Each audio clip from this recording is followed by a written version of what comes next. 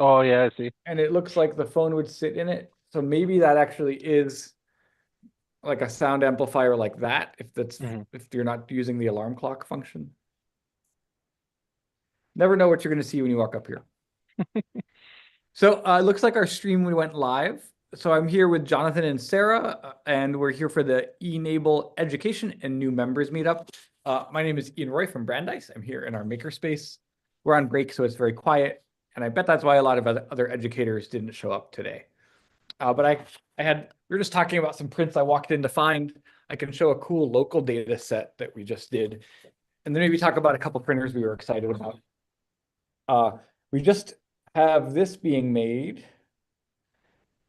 which is Brandeis has a castle on campus, and they renovated it. So all of this is gone, and these two towers still exist, and they built a new dorm. This was a dorm for like 70 years on campus, and it got renovated because it was drafty and some of the building didn't make sense. But we backed it all up. So this is actually a data set from photogrammetry that we took with a drone in 2016, I want to say, maybe 2017. So about 2,500 photos flown manually on a Inspire 1 from DJI. And we had the two inputs where one person was flying and one person could aim the gimbal to get those pictures. So the pattern is nonsense. Like today we do like a grid-based route, like mission planned with GPS. That was like manual. And the resulting model was very messy.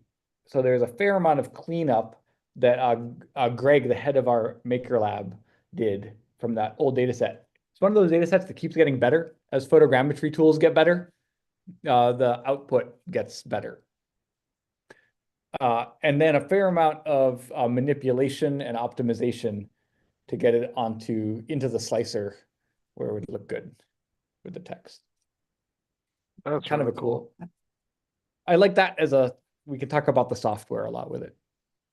But speaking of hardware, can I just share my screen? I can talk a little bit about Jonathan and I were just geeking out on some of the hardware we're excited for. So I thought I'd just share a few of those to get to interest new members. So my favorite thing in e-NABLE, there's lots of things, obviously, the impact, the mission, but I love open source hardware. So that design was very exciting for me, and doing open source hardware with an impact was a great project for us. And we use Prusa Slicer, partially because of their open architecture.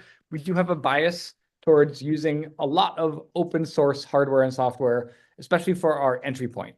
And we support probably 20 to 25 different CAD tools. But we'll try to start with open educational resources. And then as the domain requires it, we'll use more proprietary tools.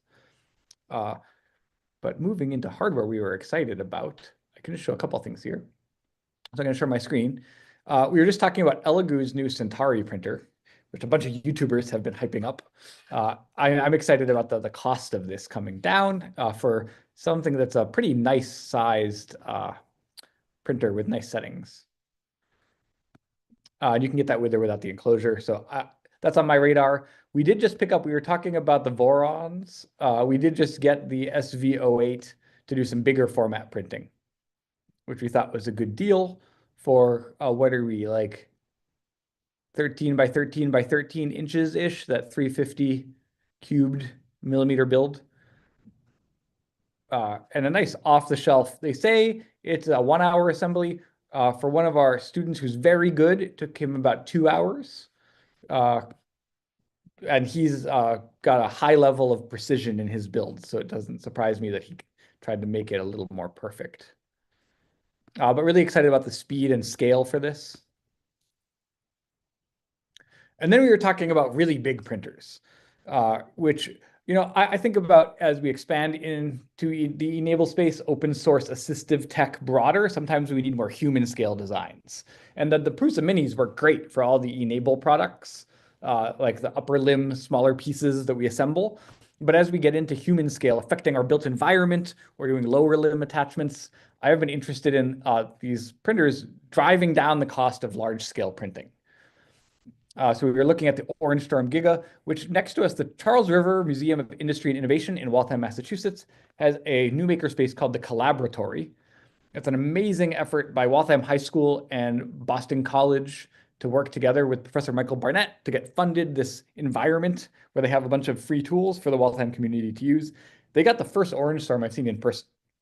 And I've been there a couple times where it is building giant things, and the spools they have are smaller spools, so you'll see the colors change. And it's been doing a good job with the runout sensor. The adhesion is really nice, and it does seem to pause. I've been impressed because before this, we were using a Gigabot, the Big Rep 1 at Autodesk Build Center in Boston. And this was a wild printer to use where you like crawl into it to operate it. And it was on loan from Big Rep. And we did a bunch of academic prints. But you can see here, like here's a person reaching in to remove their print. We did some ancient objects. We did some Stradivari instruments to understand how the design choices were made by the designers. Some of our professor-driven research that was really cool. And this did do TPU, which was, and they had one of the differentiators was they had all these super high-end materials that were expensive but very high quality. We thought we could cheat it. We tried to use like off-the-shelf materials and big spools that was nowhere near the quality we got with their in-house mixes. And then that was replaced by a Gigabot. And Gigabot's been a great company to work with. We really like their support is amazing. They've been very helpful. Competitive academic makerspace pricing. And we have one of their printers in our engineering classroom. We have just the regular Gigabot, but they've got some bigger human scale and they're a lot cheaper, so they were more accessible for us. I do have one print here from them, one of our demos. You've probably seen this vase. A lot of us have printed this. And this is a spiral vase mode, which it was for a demo that we had to get it out quick. But this was under 24 hours. I think this might have been close to 12 hours. Just a massive print. Everyone wants to see the bottom. So really nice job. Their build plate is particularly nice. And a challenge once you get to like 2 feet by 2 feet or 3 feet by 3 feet, one of their engineers was explaining to us that the bed likes to taco. Like it starts to, as you heat it up, it always changes dimensions. So an interesting engineering challenge. But crazy that Elegoo has undercut all these prices.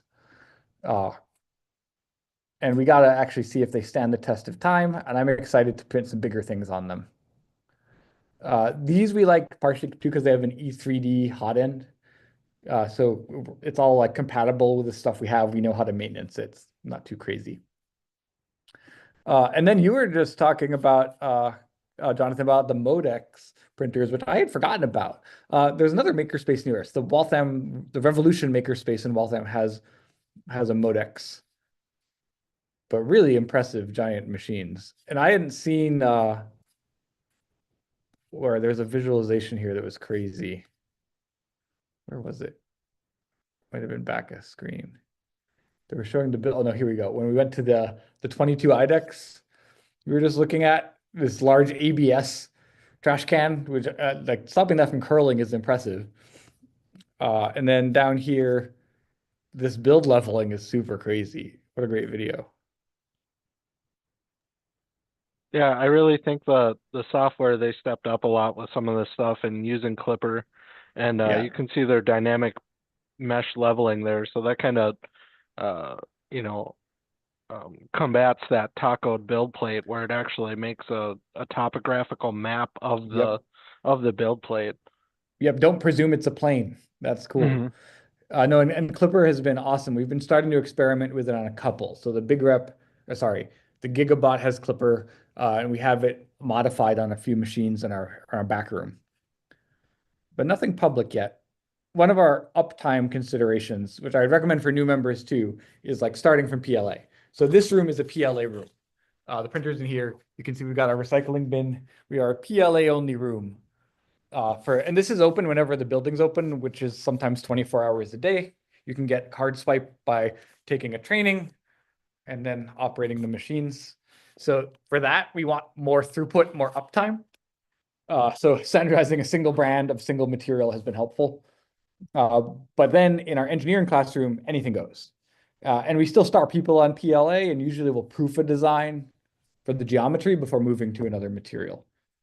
And in our back room, we're always doing all the weird jobs that need Mainly lately for us, it's been either a TPU of like a medium durometer or a squishy durometer, and some PC parts when they really need that performance. We don't do as much ABS. We find we can use PC for most of our ABS uses. And you were mentioning there's a new material that you were excited about. Yeah, so I'm in the manufacturing and industrial space, so a lot of the times when I'm working on projects, it's even ABS doesn't quite stand the strength. Obviously, a lot of the times you can design around this thing and have like TPU end effectors and stuff like that that has a little bit more layer rigidity and adhesion and stuff like that. But um, to combat the need for aluminum and some other fixtures, I've been looking into personally for my own business is the use of Peak, Peck, Altum. Yeah. That company that you had up, Ultem is Vision magic, Miner. magical material. Yeah, yep. So it's self-extinguishing, so it's really good for like the avionics and Yeah. airplanes and stuff like that. And it's unbelievably strong. But it's also really hard to print. You have to have a chamber that's, rivaling 90 degrees Celsius. So that's not an easy step to get past. Yep. No, and it's amazing that these printers are coming down to like almost consumer pricing. Hmm. Certainly makerspace or institutional pricing, where they were like industrial. Even like a decade ago, you had to have like a building built for it. Yeah, it's Exciting to really see neat. also for these prostheses, the materials make a huge difference in durability, longevity, performance. So for new people, I would recommend starting with PLA. And then PETG works great. And then as you get into the possibilities of polycarbonate, which is accessible at a consumer printer, you could buy at a big box store. And then Ultem, like driving down, like we'll probably see Ultem in the consumer space shortly. It's like we were looking at like 15K for those machines, which are a little high, but like they were 200K a decade ago. So getting there.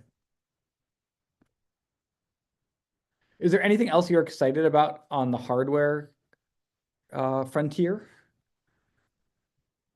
I am excited for, and this is my geeky uh, personal projects, but I've been working a lot with the Voron design, and my next printer project, of course, taking away from additive manufacturing as the project of making something to actually the printer being the project, Yeah, that's cool. um, which is which is tough because it's yeah. Anyways, um, IDEX. So talking about two tool heads that are on the same gantry, Yeah. being able to mirror each other or make the same thing, Yes. two of them at the time cost of Right. one Yes. piece. We have a couple Raise 3Ds. Uh, Hmm. use their proprietary slicer, but the documentation is amazing. And that's been our first jump into that. And our main use case was uh, the throughput was helpful, but mostly it was like having prints that use PLA and TPU together. And a lot of it Yeah. was on our molecular visualizations where they wanted like a hinge that was squishy and how the parts move together. Hmm. Yeah, and also having the ability to do dissolvable supports Yeah, that's a game is changer. is really nice. But Clipper is, of course, the open source, uh, what's it called? Firmware, Yeah, um, is constantly evolving and stuff like that. But they newly with some of their new releases, they have a lot more ability to have the IDEX super support. cool. So, me being somebody who wants to design the machine itself, Yeah, kind of opens a lot more doors for how I that's would want super it. cool. I definitely want to see. We should keep up. Maybe one of these meetings we could do like a kick the tires on a printer as a topic. Yeah, absolutely. We've got a room of more than 50 different types of printers downstairs over the Hmm. last 10 years. And some of those we're still running. Some we keep and adapt for projects. They become other like gantry systems for robot projects. And we're trying to more and more at the end, like we want our spaces to be more accessible. So we're trying to teach one hardware and one software over most of our verticals. So like our vector stuff is all trying to teach Lightburn as our CAM. And then for CAD tools, we're moving away from Illustrator and towards Inkscape. Okay. And then on the 3D design tools, we're mainly a Fusion 360 shop for starters, but then 20 different CAD tools once people have a specialty. And then mostly Prusa Slicer as an entry. Although we have machines that are only Simplify, only Cura, only Idea Maker. Like we've got a lot of different software that we support in-house. But trying to widen the funnel. So like get most people to teach that first tool as they come through. Hmm. And for newcomers, like at home, a lot of us are still running the bamboo slicer, the Prusa fork. Yeah. It's got a lot of niceties in the consumer space. If you're getting started with printing for e-NABLE or something, what a great time when the software has Hmm. really caught up, the hardware has come down. So I thought we could just have that quick discussion on the record today in case anyone wants to join a future conversation. This is sort of what we talk about. Uh, Sometimes it's use cases, sometimes it's making a particular adaptation to someone's physiology for a particular occupational therapy use.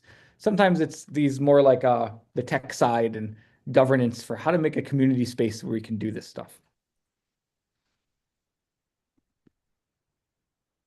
So unless we have any final thoughts, we could wrap there. And if you see this and you want to join us, bring a question by. We're happy to workshop it at one of these education new member meetups in the future. Yep, I don't think I have anything else, so Great. Well, thank you. Thank you. It's always thanks. good to see you, Jonathan. Sarah, thank you for putting this all together as always. And I can't wait to hear what it's like at that really cool school that you're doing R&D on today. Yeah. Okay, well, I'll stop the recording now and I'll see you next time.